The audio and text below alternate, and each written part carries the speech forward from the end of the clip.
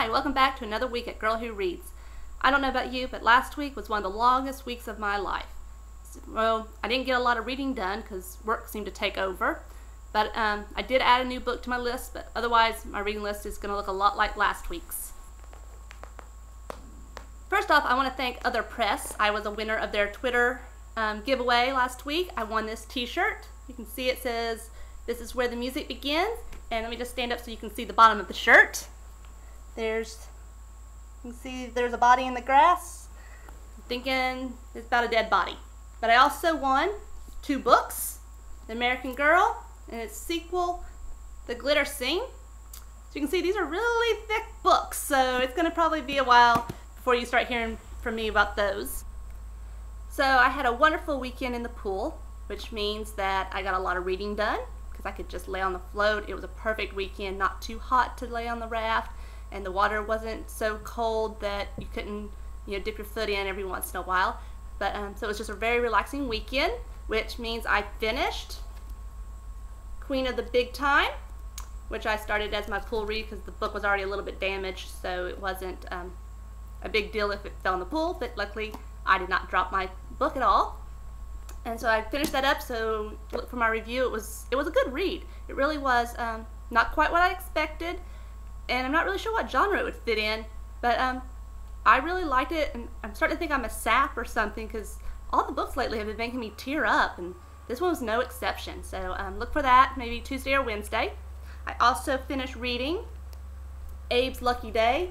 It's the first time that I've read a true kids book. I read the 4th grade book, A Buddy's Tale, a while back, and I read some middle grades books, the Gateway Chronicles.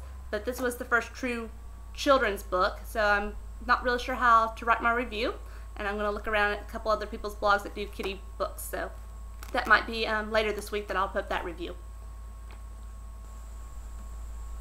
Like I said, it was a very busy week. I didn't even have time to get through my audiobook, so again I'm going to be listening to The Help. The movie came out this weekend. I'm kind of cheap, so I probably won't see it until it comes to the discount theater. So I have a little bit of time to get through the book, but it is due back, I think, at the end of this coming week, so I will really try to find the time to listen to that this week.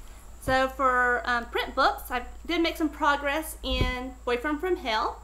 I'm enjoying it. Nothing super spectacular yet. I'm up to chapter 11, about 70 pages in. It is a good read, and I do look forward to every evening getting to pick it up and read a few more chapters. However, I'm going to have to put it aside yet again because, yep, another library book came, and since I'm on a deadline with those, I have to get through them before I have to return them. So this week, I'm going to be reading 22 Britannia Road. Another blogger had done a review. I think it was Hands and Home. I think that's Bonnie's blog, which is really good. You really should check it out. But I read Zookeeper's Wife and the Skeletons at a Feast. I got the title wrong, I think. But go back to one of my very first, if not my first review, and you'll see that book.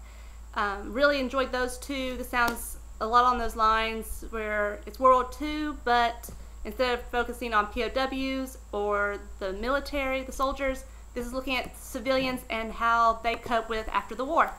Much to my disappointment, I have yet to finish Forbidden. It is a great read, and we've hit probably the biggest action scene so far.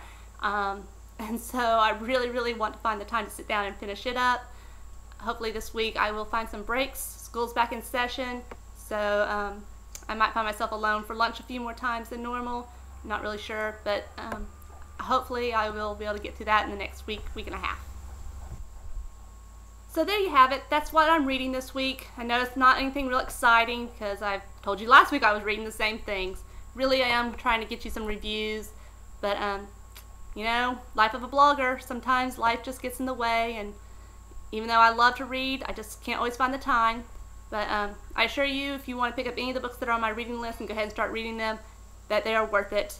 And hopefully you'll find more time and you can tell me all about it when I do post my review. Alright, have a great week, and leave me a comment so I'll know what you're reading. Thanks, bye.